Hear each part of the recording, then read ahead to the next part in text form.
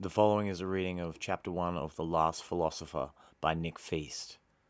Part 1, with a capital D. For every extreme, there are infinite in-betweens. Boole, extreme logic philosopher. The darkness of nothing was creeping into the first universe.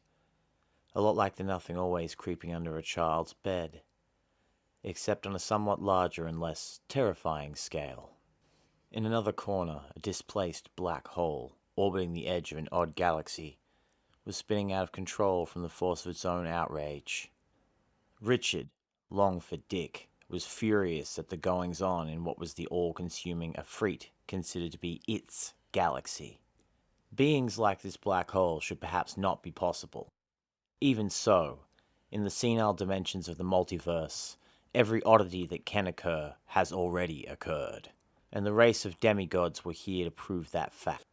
"That stinky blue ball whoam is to blame," Dick thought. For a change, the puritanical black hole was almost right. Because as much as a cluster of stars can belong to anything, this galaxy belonged to the planet Huam.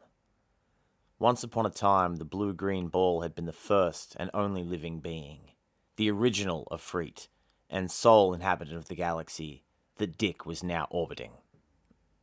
It wasn't until much later that the black hole became the second demigod, as its singularity penetrated the cosmos.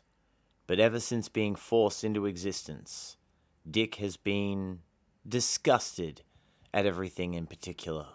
This was in large part due to the fact that even after Huam's slow death, the planet and galaxy have never fallen in line with proper astronomic behavior. To be precise, no part of this elderly universe had ever acted its age. Proof that longevity has never meant maturity. But at least Dick was blissfully ignorant of its own contributions to the pettiness of existence. Ever since being spawned onto the physical plane as a balance of power, Dick had been a pawn in the proxy war of another conflict, which meant taking metaphysical marching orders from the divine. Since both demigods had been doing the conceptual plane's grunt work, still, it had never occurred to Dick's master to tell the black hole that its task was over aeons ago. Then again, gods do like their jobs thankless. So Dick had been left to ponder what it called the Great Question. One of the most selfish queries ever asked. "Why am I not the center of this galaxy? All the stars should be shining their favor on me. Sure, I might devour a few of them, like a handful of salted peanuts, but that's my right as their superior." This question only served to make it more confused. A problematic state for a control freak of galactic proportions. But with an ego so astronomically large not even light could escape, Richard struggled to maintain a sane perspective. Time hadn't helped, and it developed a wide range of toxic, black little feelings. As one might guess, Dick could not be described as a happy black hole. From its dark perspective, its ego was attending a never-ending garden party. The bottomless void claimed to enjoy the dark, but getting seated so far away from the happy twinkling stars felt wrong. Sure, a few beams of light drifted its way, but overall, it was left alone in the black, where there was no one to listen to its monstrously self-centered opinions. Picturing this scene, one could feel what Richard has felt for longer than anything should be forced to live. At the center of the galaxy, Huon had become Dick's stinky blue-green planet. Largely covered in water, even after its death, the surface teemed with life other than itself. Rocks were the first to gain from these conditions, evolving into life from the surviving cells of Huom's single eye. In time, lots of races and peoples came into being, using life as an excuse to invent all kinds of beliefs and ideas.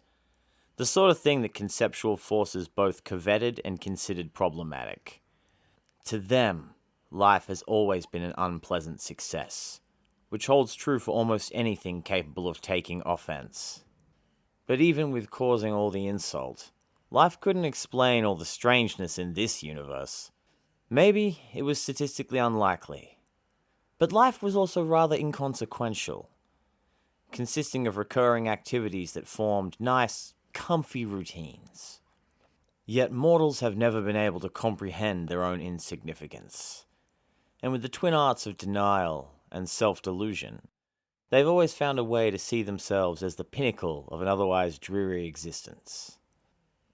Unknown to Dick, there were forces in creation and destruction more powerful than undead gods or bitter black holes.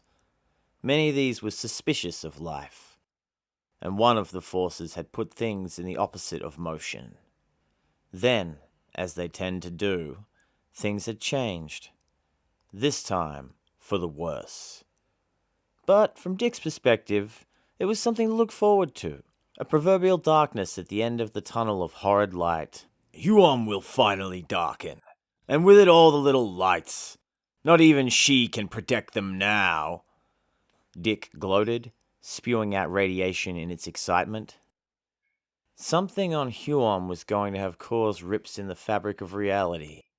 This was only possible because not everything was affected by time, and tenses don't apply everywhere.